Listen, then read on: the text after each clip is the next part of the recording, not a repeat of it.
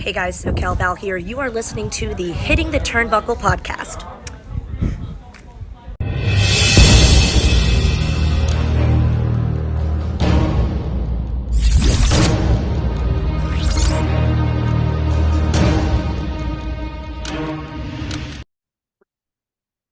Welcome everybody back to the Hitting the Turnbuckle channel. It's NWA Power Review, and for those of you watching on YouTube, you will notice it is only me. Yes, our usual NWA queen, my lovely sidekick, Miss Fiona Loughran, is a busy lady. She is still doing Inside the Ropes tours with Papa Shango and the Godfather. Daughter's birthday, so happy birthday. So unfortunately, for this episode only of NWA Power Review, it is just my good self in my usual attire, not my work shirt or anything like that today. A historic Power this week, Return to Robarts Part 1. Returning back to Robarts for the first time in about 30 odd years. A really historic show for NWA. Congratulations for them as well for the next few weeks of tapings at Robarts. I know that meant so much to them.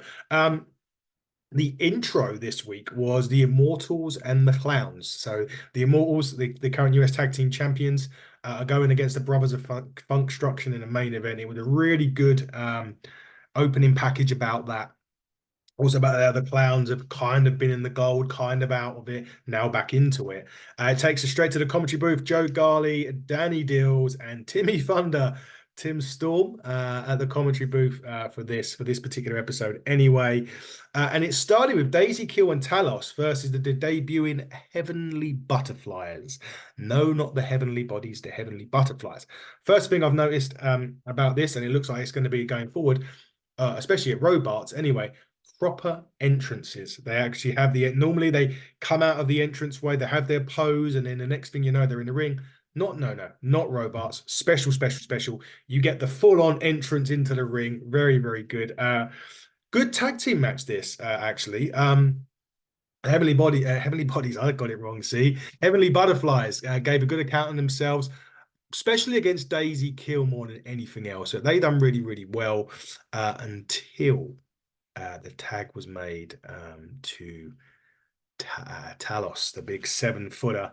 A lot of screaming in the crowd as well that I heard during this match. I'm not sure if it was picked up, if you guys could hear it. I watched it on YouTube this morning being Wednesday, at the time of this recording. Anyway, going back to the tag. We got the tag to Talos. They tried to do something on him and it didn't work out. Big foot to one of them.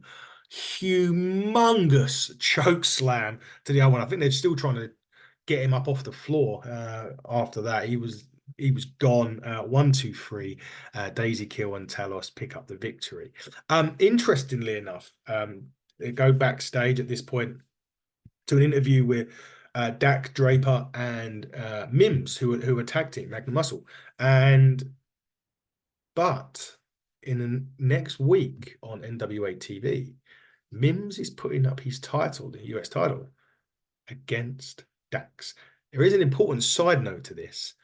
We'll be speaking to Mims next week as well. Will he still be champion by the time we speak to him next week? We will find out. The next match I was really looking forward to, Colby Corino, who I think is absolutely sensational. And every time I see him, I just cannot unpicture Steve, his dad. I've got to get him on one day. I must tell him that story one day for his dad, for me and his dad from Doncaster in England. So, Kobe, if you do watch, DMs are open, mate. Anyway, Joe Ocasio, jacked. I mean, I think he was weighing 224 and 3/4 pounds out of 225 limit. This was a match between technical brilliance of Kobe and the powerhouse of Joe Ocasio. And there was a few times, I mean, there was a massive suplex into the corner, sort of back suplex into the corner from Ocasio. He had a big sort of splash with a drop in knees as well. I thought he was going to get the job done on Kobe. Kobe hit a standing Spanish fly and then done a really good underhook bomb clothesline DDT combo to win, I think, his 20th match since he's won this title at 75. Did they not do Lucky 7 on those? I'm going to have to ask. What was the question I was going to ask Fiona? And she hasn't shown up today. Fee, Priorities, woman. I'm only joking, Fee. Love you, really. But I do need to know about the Lucky Seven, because surely if the Lucky Seven works on his title, he can go for the world title against DC3, perhaps, although they were going to get to that in a minute because he has been challenged for that title. The next match was a triple threat women's match. Taylor Rising, Jesus Christ. Allie Ray and Airica Demia. A good old Jared Fritz, our good buddy that come on the show recently. He was the referee. Good to see Jared. The match was once it got going, the match was good. It had a couple of awkward moments in it, but once it got going, it was actually a really good match. I really enjoyed it. Some good action in this. A pedigree from Taylor Rising picks up the win on that. But yeah, I was very much looking forward to that. So I was very much looking forward to the back end of that. Once it got going, it was just, I think when the match started, there was a couple of minutes of awkwardness, and then the match kind of flowed really good after that. So I really enjoyed it. Next week on Power, we have Camille and Latimer versus Idol Markova. I think that was a rematch, is it not, from a couple of weeks ago? The Southern Six versus Miserably Faithful. And obviously Dax and Mims, which would be great.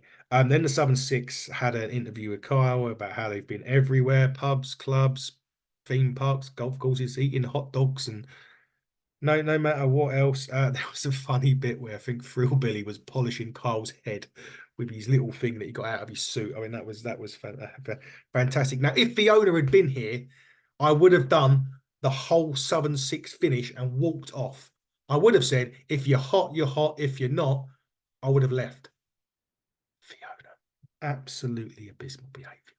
Anyway, Matt Cardona hits our screens now, and he has challenged EC3 to a match at Paranoia on January the 13th, I believe. But this isn't going to be an ordinary match. He was saying how the similar but differences. He is the overman. Cardona's the deathmatch king, and he wants him for the title January 13th in a death match. Yes, you heard that right. Cardona, EC3 death match, NWA Paranoia. Wow. Would be some more information about how the good buddies over here in the UK can watch. Billy, Joe, anyone? Can you let us know? Because we want to see this. We want to see it. And they're also doing another show in Florida as well. I've just understood they've announced that. I'll go get more information about that in a minute. I will go onto my phone and get onto I was going to say the Twitterverse, but is it the Xaverse now? I don't know how you want to do it, but I'll bring it up quickly. Whilst I talk through the main event of the show, which is I've called it the Clowns versus the Strongman, because the Strong Men, sorry, because the Immortals, Odyssey and Kratos are huge boys, aren't they? And they took on Yarbo and Ruffo, the Clowns. And I put at the start in big capital letters of my notes, balls. No, not balls as in, oh, balls, I've messed something up. They were throwing balls at Kratos at the start. And I think one of them, I think in the end, he ended up getting one of them. I think it was Yarbo got the ball in the balls during that, which is hilariously funny moment. It started off a real slow pace at this match. I mean, Kratos literally threw Yarbo from one end of the ring to the other with these sort of suplexes. It was absolutely crazy.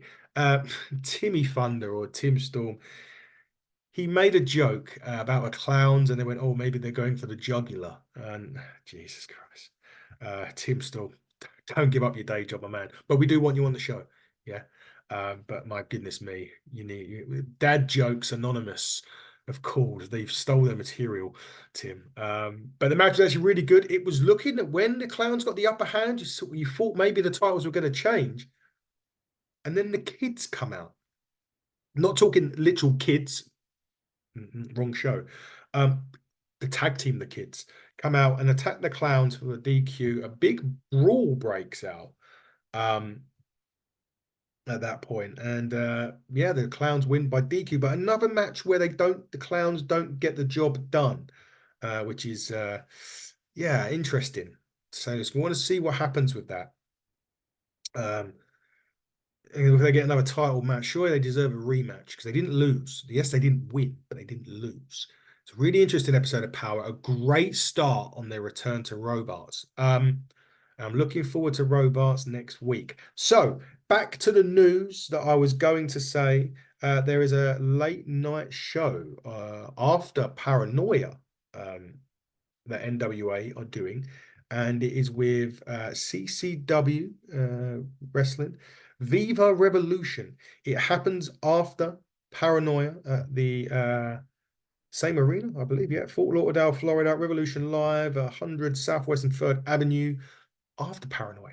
Now, again, I will ask this question. Are we going to be able to see it in the UK, NWA? Come back to us, please, on that. We really want to see this. We don't want to have to, stop reviewing it, or, because for us, and as Fiona said a couple of weeks ago, if we get this on a delay, I mean, we ain't going to be able to review it, or it'd be pointless reviewing it if it's 4 or 5 days behind. We'd be like a week behind, and it just wouldn't be, it wouldn't do us any point. There would be no point in us doing it otherwise. But hopefully you can give us some answers to that.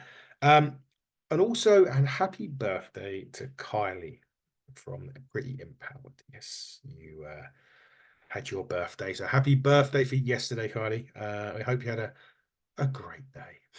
Sarcasm in my voice. But no, seriously, happy birthday, Kylie.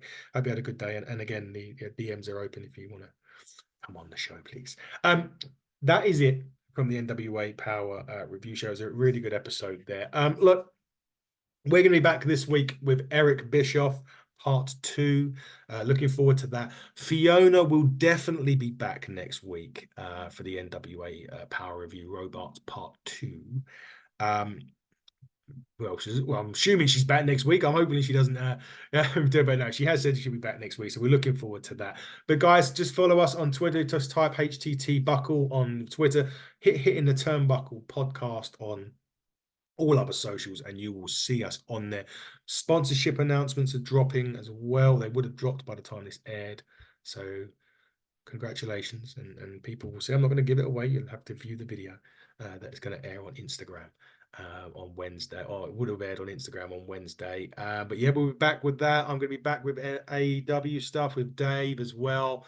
We're going to Sacrifice Pro Wrestling on Sunday to see our good friend CJ Carter and the gang, and one of our new sponsors, Adonis Payne from the Odyssey, will be there as well. And apparently it's his most important match of his Sacrifice Pro Wrestling career. That is a good show. It's all for charity as well. If you're going down there, please donate. I think it's clothes that they're looking for. Please do that.